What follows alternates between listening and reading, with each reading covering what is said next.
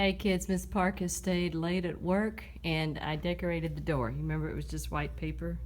We are about to get into the revolution. And so, no more taxation without representation in Parliament. That was their governing body, if you remember. Parliament was the name of that. Can you believe we're going to start fighting? No fair on the Stamp Act. The Stamp Act was actually, it was a stamp that you had to put on all printed documents. And so if you wanted anything printed, any kind of legal document, you now had to pay a tax. It was called the Stamp Act. And remember, they had kings over there in England. The divine right of kings. A lot of Europe, they had kings. And remember, we changed all of that. They started our ports where all of the ships were. They regulated that trade.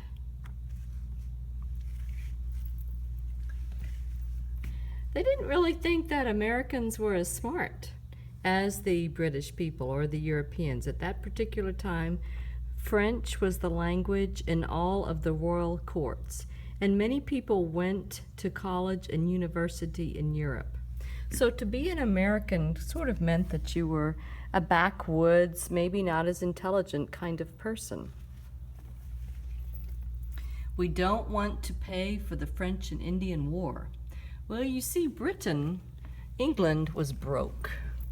And so they started taxing the American colonies even more to help pay for that French and Indian War. And some Americans thought that it was illegally taxing us because there was no representation in Parliament. We started thinking, you know what, maybe we can govern ourselves. Just watch us, maybe we can. And there was talk of rebellion. This was done in secret.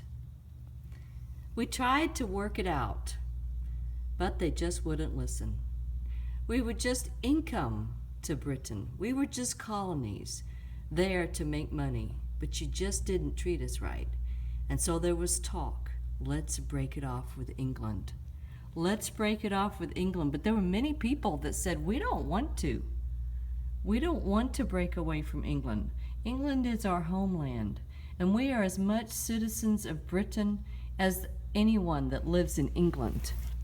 And for years and years, they tried to work it out, but no one was listening to them. No one in Parliament was sticking up for them, saying, what about the colonies? And the more and more people started talking about fighting for freedom, it took hold. But it was scary, thinking about breaking away from the motherland, fighting a war. They didn't even have any money. It wasn't like we had a military already around. We didn't. But soon, we decided to declare independence. And it was a